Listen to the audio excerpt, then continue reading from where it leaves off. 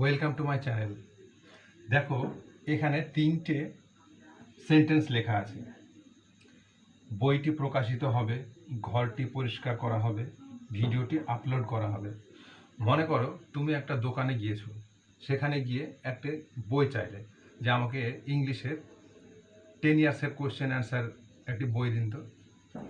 তখন দোকানদার তোমাকে বলল যে বইটা এখনও প্রকাশ হয় নাই, কিছুদিন পরে প্রকাশিত হবে। অর্থাৎ বইটি প্রকাশিত হবে মানে যেটা এখনো ঘটেনি, পরে কোনো এক সময়ে সেটা হবে, এই ধরনের একটা বার্তা তোমাকে দিল। ঠিক একইভাবে মনে করো তুমি কোনো ক্লাসে আছো, ক্লাসে তোমাদের ক্লাসরুমটা পরিষ্কার নেই। স্যারকে তুমি বললে যে স্যার আমাদের ঘরটা পরিষ্কার করা দরকার। স্যার তোমাকে তখন বলল যে হ্যাঁ, ঘরটা পুজোর ছুটির পরে পরিষ্কার করা হবে। ঘরটি পরিষ্কার করা হবে অর্থাৎ এখন যেটা হচ্ছে না পরবর্তীতে হবে, সেটা বোঝানো হচ্ছে। ঠিক একইভাবে মনে করে যে এই ভিডিওটি আমি যেটা এখন করছি রেকর্ডিং, সেইটা বললাম যে আগামীকালকে এটা আপলোড করা হবে। তাহলে যা কথা বলছি আমরা সবগুলোই কিন্তু ভবিষ্যতে, অর্থাৎ এই মুহূর্তে না, এর পরে পরবর্তী কোনো এক সময়, সেটা হতে পারে আগামীকাল, হতে পারে এক সপ্তাহ পরে, হতে পারে এক মাস পরে, মানে এক কথায় ভবিষ্যতের কোনো কথা বোঝাচ্ছি। এই ধরনের সেন্টেন্সগুলোতে আমরা হবে দিয়ে কথাগুলো বলবো, তাহলেই আমাদের ইংলিশটা শেখা সহজ হবে। এবং যে বিষয় নিয়ে কথা বলবো সেখান থেকেই শুরু করব। যেমন বই নিয়ে কথা বলছি, তো বই থেকেই শুরু করব। ঘর বিষয়ে কথা বলছি, তো ঘর থেকেই শুরু করব। ভিডিও নিয়ে কথা বলছি, তো ভিডিও থেকেই ভিডিও থেকেই শুরুটা করব। এবং দেখো, এখানে লক্ষ্য করো একটা বিষয়, যে কোথাও কিন্তু আমি বা তুমি বা আমরা বা সে বা তারা এরকম কোনো কথা কিন্তু লেখা নেই। বা আমি বইটি প্রকাশিত করব, বা সে ঘরটি পরিষ্কার করবে, বা আমি ভিডিওটি আপলোড করব। এই যে আমি, তুমি, আমরা, তারা, এই ধরনের কোনো শব্দ কিন্তু একটা সেন্টেন্সেও ইউজ করা হয়নি। তা সত্ত্বেও আমরা কিন্তু বোঝাতে পারছি যে ভবিষ্যতে কোনো একটা কাজ হবে, সেটা কিন্তু বোঝাতে পারছি। এই ধরনের শব্দগুলো, সেন্টেন্সগুলো যদি আমরা বুঝতে পারি বা শিখতে পারি, আমাদের একটা সুবিধা আছে। কি সুবিধা? এই সেন্টেন্সগুলোর ক্ষেত্রে সব সময় ভার্বের পাস্ট পার্টিসিপল ফর্ম ব্যবহার করতে হয়। মানে প্রতিটা ভার্বের যে 3টে করে ফর্ম আছে, প্রেজেন্ট ফর্ম, পাস্ট ফর্ম এবং পাস্ট পার্টিসিপল ফর্ম, সেই পাস্ট পার্টিসিপল ফর্মটাই আমাদের এই ধরনের সেন্টেন্সগুলোর ক্ষেত্রে ব্যবহার করা হয়। কোনো সময় আমাদের ভাবতে হবে না যে ভার্বটি এখানে প্রেজেন্ট ফর্ম হবে না পাস্ট ফর্ম হবে, এরকম ভাবতে হবে না। একটাই আমরা মনে রাখবো, কি সব জায়গাতে পাস্ট পার্টিসিপল ফর্ম ব্যবহার করতে হবে। যেমন আরও একটা বিষয়, যে এখানে যে শব্দগুলো আছে তার প্রত্যেকটার ইংরেজি কি আমরা জানি। এই জানা সত্ত্বেও আমরা ইংলিশ সঠিকভাবে বলতে বা লিখতে পারি না। তার কারণ হচ্ছে আমরা সঠিকভাবে শিখি না। তাহলে সঠিকভাবে যেটা আমরা লিখব সেটা হচ্ছে যে বইটি, বইয়ের ইংরেজি কি আমরা প্রত্যেকেই জানি। বইয়ের ইংরেজি বুক। এই যে টি লাগানো আছে, টি এর জন্য আমরা দি ব্যবহার করি। তাহলে বইটি ইংরেজি দি বুক। প্রকাশিত বা প্রকাশ করা, প্রকাশ করার ইংরেজি কি?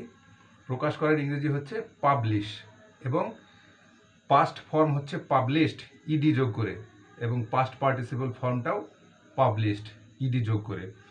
সাধারণত ইডি যোগ করে যে ওয়ার্ডগুলো আমরা দেখি সেগুলোই হচ্ছে পাস্ট পার্টিসিপল ফর্ম। এবং প্রত্যেকটার ক্ষেত্রে দেখো হবে লেখা আছে, হবে হবে হবে। এই হবে বোঝাতে আমরা ভবিষ্যতে কোনো কিছু হবে, এই রকম ধরনের বোঝাতে আমরা কি ব্যবহার করি? Will be. Will B.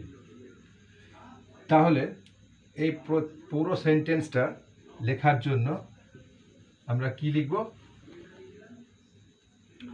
বইটি, দি বুক, হবে English will be.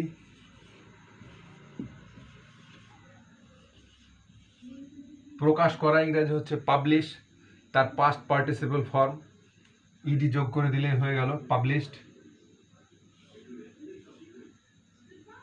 PUBLISHED।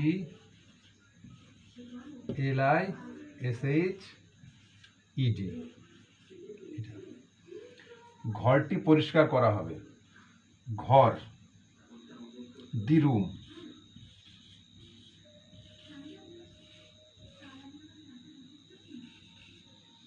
The room হবে ইংরেজি হচ্ছে উইল বি।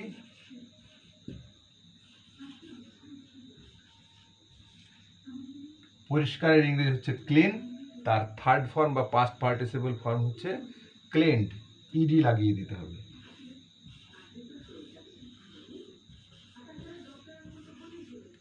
ঠিক একইভাবে ভিডিওটি আপলোড করা হবে।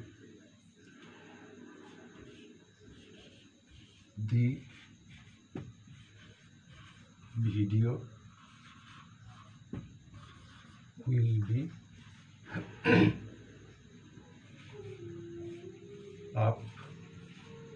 আপলোডেড। দেখো একটা জিনিস, প্রত্যেকটা জায়গায় কিন্তু পাস্ট পার্টিসিপল ফর্ম ইউজ করা হয়েছে, পাবলিশড, ক্লিনড এবং আপলোডেড। আপলোড থেকে আপলোডেড। এবং হবে বোঝাতে প্রত্যেকটা জায়গায় will be, will be, will be use করা হয়েছে। এবং কোথাও